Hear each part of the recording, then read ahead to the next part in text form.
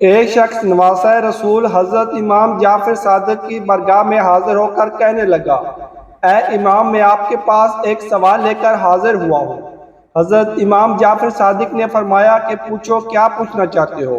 اس شخص نے عرض کی، امام صاحب مجھے یہ بتائیے گا کہ الو ہمیشہ پریشان کیوں رہتا ہے؟ یہ ہمیشہ ویران جگہ پر رہنا ہی کیوں پسند کرتا ہے؟ امام صاحب نے جواب دیا، الو ہمیشہ ایسا نہیں تھا۔ پہلے یہ ویران جگہوں پر نہیں رہتا تھا اور نہ ہی اداس رہتا تھا۔ یہ پرندہ آقا دو جہاں محمد صلی اللہ علیہ وآلہ وسلم کی آل سے محبت کرنے والا پرندہ تھا۔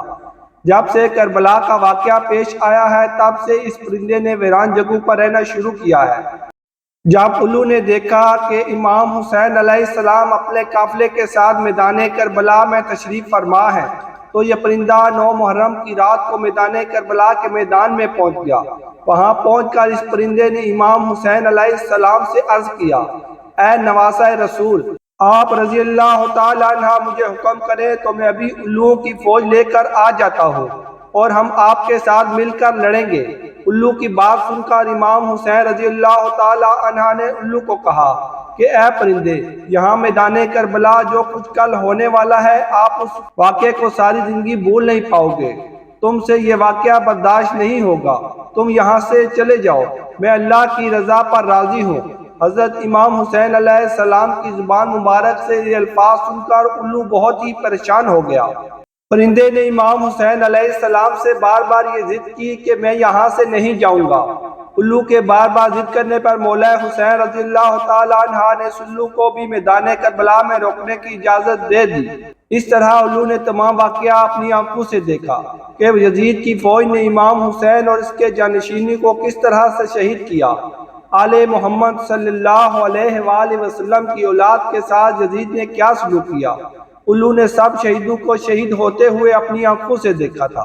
کس طرح سے حضرت امام حسین رضی اللہ تعالیٰ عنہ کے سر مبارک کو بدن سے جدا کیا، کس طرح سے انہوں نے امام حسین رضی اللہ تعالیٰ عنہ کے جسم مبارک کو اذیتیں دی۔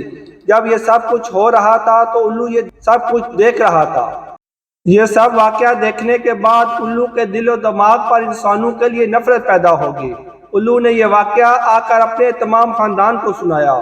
اس دن کے بعد الو کے دل میں انسانوں کے لیے نفرت کے سوا کچھ نہ رہا۔ یہی وجہ ہے کہ الو نے اپنے آپ کو انسانوں سے دور کر لیا ہے، جہاں پر انسان اس کو دیکھ بھی نہ سکے۔ الو حضرت محمد صلی اللہ علیہ وآلہ وسلم کی آل سے بہت ہی محبت کرنے والا پرندہ ہے، لیکن لوگ اس پرندے کو منحوس سمجھتے ہیں۔ آج کل لوگوں کا یہ خیال ہے کہ اگر ہمارے گھر کے آس پاس بھی الو بول دے تو ہم پر کوئی نہ کوئی مصیبت آ جائے گی۔ اگر الو کسی کے چھت پر بولے تو اس کے ڈر سے اپنا گھر باہر ہی چھوڑ دیتے ہیں کہ ہمارے گھر کے اوپر الو آ کر بیٹھ گیا ہے، ہمارے گھر میں کوئی آفت آنے والی ہے۔ ہمارے دوستو، الو کو منحوس کہنا جاہلانہ سوچ ہے۔ الو کے بولنے سے نہ تو آپ کے گھر میں کوئی آفت آتی ہے اور نہ ہی کوئی پریشانی آتی ہے۔ یہ تو بیچارہ معصوم سا جانور ہے، اس کے بولنے یا نہ بولنے سے انسانی زندگی پر کوئی فرق نہیں پڑتا۔ اس لیے دوستو، آپ اس جاہلانہ سوچ سے ہمیشہ بچ کر رہیں۔ ہم آپ کو الو کی ایسی باتوں کے بارے میں بتاتے ہیں جس کو آپ پڑھ کر حیران ہو جاؤ گے کہ دنیا میں الو کی 510 اقسام ہیں، لیکن الو کو خاص طور پر 2 قبیلوں میں ہی تقسیم کیا گیا ہے۔ نمبر 1 باران الو، نمبر 2 ٹریو الو۔ یاد رہے کہ دوسرے جانور اور پرندے انسان کے دشمن ہو سکتے ہیں، لیکن الو انسان کی فصلوں سے کیڑے مکوڑے اور حشرات کو جڑ سے ختم کرنے میں مددگار ثابت ہوتا ہے۔ اگر الو کو کسان کا دوست کہا جائے تو اس میں کوئی حرج نہیں ہے۔ اگر ہم الو کی عمر کے بارے میں بات کریں تو اس کی اوسطاً عمر 20 سال ہوتی ہے۔ الو اپنا گھر درختوں پر بناتے ہیں جو زمین سے تقریباً 20 میٹر کی اونچائی پر ہوتے ہیں۔ اس کے علاوہ الو ویران جگہوں اور کنوؤں میں بھی اپنا بسیرا بناتے ہیں۔ اکثر لوگ دوسروں کو تنقید کا نشانہ بنانے کے لیے الو بولتے ہیں کہ تم الو کی طرح نظر گھماتے ہو۔ یہ بات غلط ہے کہ الو اپنی نظروں کو گھماتا ہے۔ الو تو سیدھا ہی دیکھتا ہے۔ الو اپنی گردن کو 270 ڈگری پر گھما کر اپنی نظروں کو دوسری طرف لے جاتا ہے۔ الو ایک جگہ پر بیٹھ کر چاروں طرف دیکھ سکتا ہے۔ اس کے پر دوسرے پرندوں کی نسبت بہت ہی ہلکے ہوتے ہیں اور ملائم ہوتے ہیں۔ جب الو اڑتا ہے تو اس کے اڑنے کی آواز نہیں آتی۔ الو بہت ہی آسانی کے ساتھ اپنے شکار کو حاصل کر لیتا ہے۔ بے شمار ملکوں میں لوگوں کے عقیدے الو کے بارے میں مختلف دیکھنے کو ملتے ہیں۔ برطانیہ میں الو کو بولنے کو منحوس سمجھا جاتا ہے۔ جنوبی افریقہ میں الو کی آواز کو موت کی علامت تصور کیا جاتا ہے۔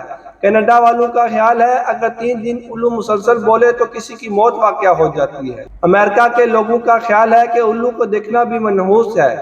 چین والوں کا نظریہ یہ ہے کہ اگر کسی الو کو نظر آ جائے تو گلی محلے میں کسی نہ کسی کی موت واقع ہو جاتی ہے۔ ایران میں الو کی اچھی آواز کو خوشی کی علامت مانتے ہیں اور بری آواز کو منحوس مانا جاتا ہے۔ ترکی میں الو کی آواز کو اچھا تصور نہیں کیا جاتا، لیکن سفید الو کو صاف مانا جاتا ہے۔ ہندوستانی لوگوں کا عقیدہ ہے کہ الو کی آنکھ کا کاجل بنا کر لگانے سے رات میں بھی دن کے طرح دکھائی دیتا ہے۔ الو کے ناخن بچے کے گلے میں باندھنے سے بچے کو نظر نہیں لگتی۔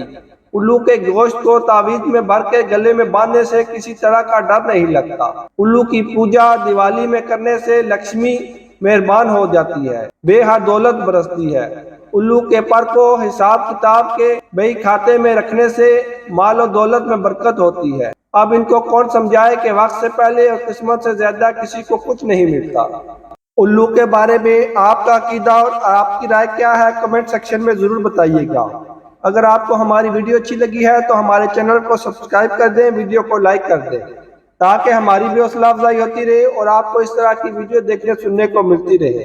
اگلی ویڈیو تک کے لیے اجازت دیجیے۔ Thank you for watching. اللہ حافظ۔